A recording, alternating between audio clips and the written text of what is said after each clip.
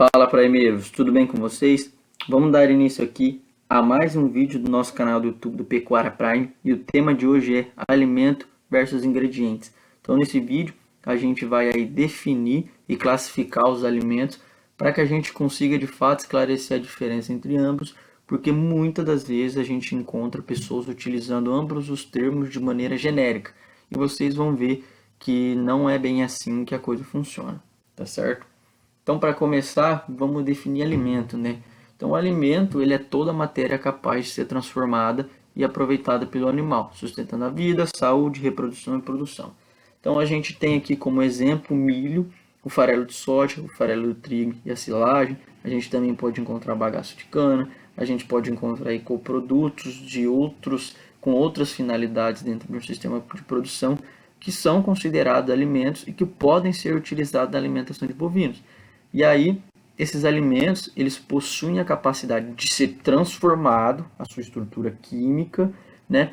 E são utilizados no metabolismo do animal como forma para sustentar a vida, como forma de manter a sua integridade, né? A sua saúde e também dar condições para a atividade reprodutiva e, no caso de bovinos de corte,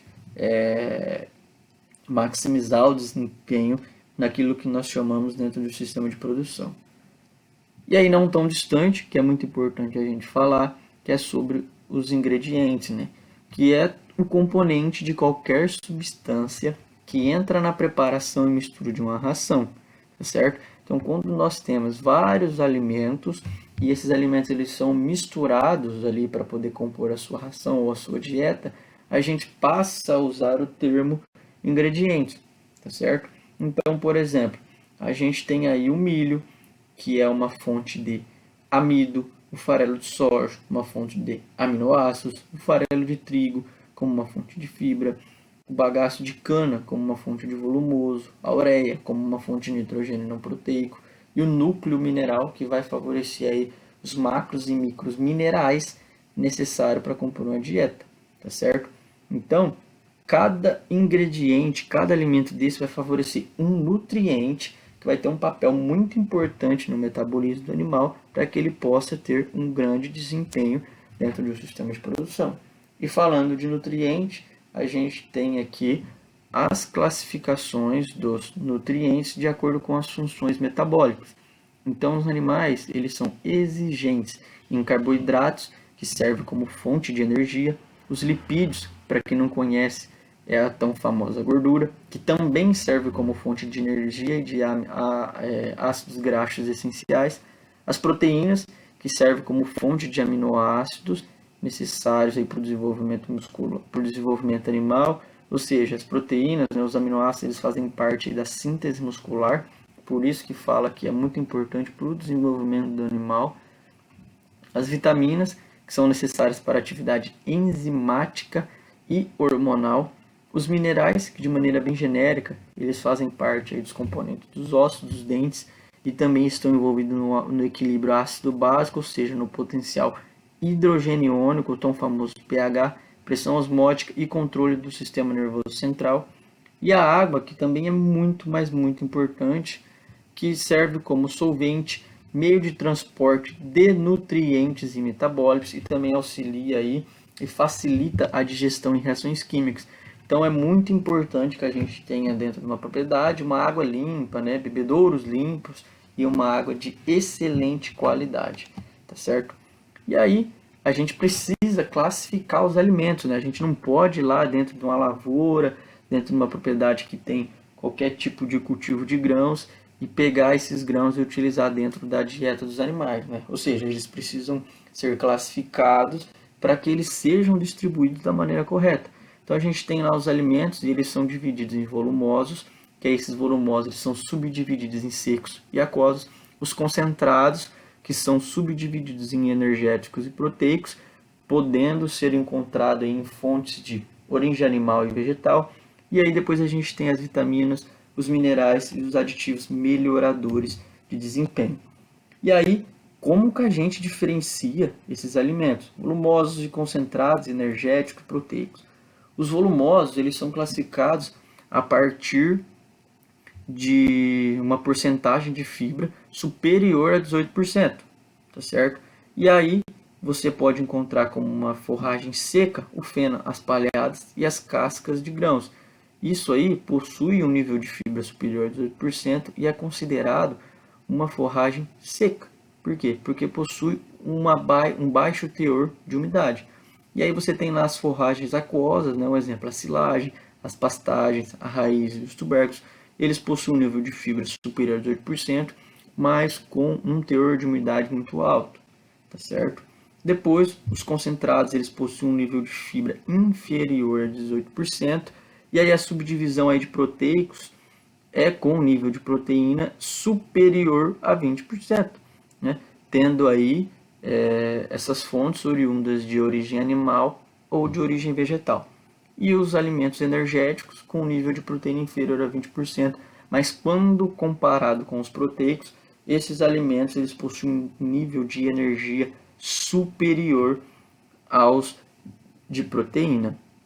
E aí, falando dos aditivos, né, eu trago aqui 3 aditivos que são e podem, né, ser comumente utilizados na alimentação de bovinos.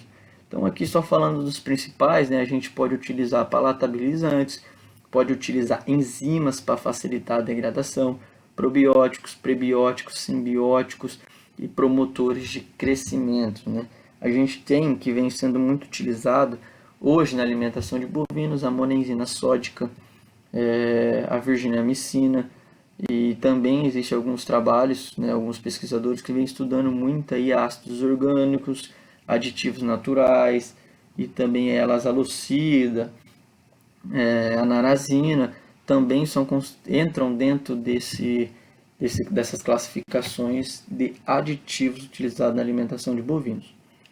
E aí, quando a gente como que nós fazemos para poder determinar esse teor de fibra, esse teor de proteína? Então, existe um método desenvolvido por Randy que usa, né, de uma análise bromatológica para descobrir essas porcentagens, tá certo? Então, o que é a bromatologia? A bromatologia ela é o estudo dos alimentos. Então, a partir de uma análise de laboratório, você tem lá o seu alimento, você descobre o seu teor de umidade. Então, você retirou a água, você vai ter aí a sua porcentagem de matéria seca. A partir da matéria seca, você consegue encontrar a matéria mineral e aí também a matéria orgânica, que a partir dela você consegue encontrar a fibra bruta, extrato etéreo, a proteína bruta e o extrato não nitrogenado, tá certo?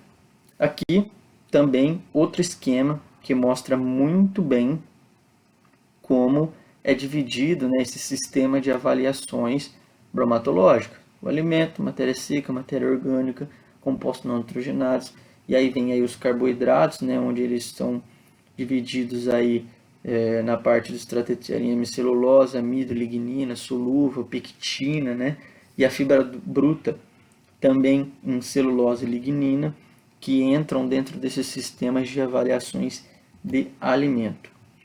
Porém, o que a gente sabe, né?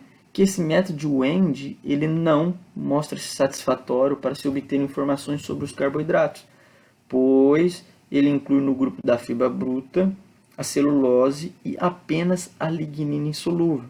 E aí, para tentar corrigir isso, né, porque a gente sabe que existem outros componentes dentro do carboidrato, a gente tem o método de Van Soest, que foi desenvolvido para tentar corrigir isso aí. E é o método mais utilizado dentro das análises bromatológicas. E como que ele soluciona esse problema? A gente tem que ele divide os componentes, né, dos carboidratos em conteúdo celular e parede celular, que são o tão famoso FDN e FDA, que é a fibra em detergente neutro e a fibra em detergente ácido, que aí o FDN é a hemicelulose, celulose é a proteína lignificada, e o FDA é a celulose mais a lignina. E aí eu vou dar um spoiler para vocês aqui, que logo mais vai sair outro vídeo aqui no canal, falando apenas de carboidratos, que vai de encontro com todo esse método de Van Soest, toda essa classificação, e aí vocês vão entender melhor. E aí, para a gente encerrar, né, a gente define de fato nutrientes e a gente consegue ficar com as coisas esclarecidas dentro de todas essas classificações que eu mostrei para vocês. Então, os nutrientes, ele é toda substância química que faz parte do alimento, e que são absorvidas pelo animal e realizam um papel particular no organismo. Então lá o milho, o que ele vai favorecer para o organismo do animal? Amido, tá certo? Você tem lá o capim, fonte de carboidratos, o farelo de soja, fonte de aminoácidos, a gordura, fonte de lipídios, né? Fonte de energia que vai ser utilizada em um papel particular no organismo do animal, tá certo? Então, pessoal, o que eu tinha para comentar com vocês nesse vídeo era isso. Vou pedir mais uma vez que vocês sigam as nossas redes sociais, curta esse vídeo se você gostou, comenta, compartilha com seus amigos que assim como você é apaixonado pelo mundo da pecuária e nos vemos no próximo vídeo. Um abraço!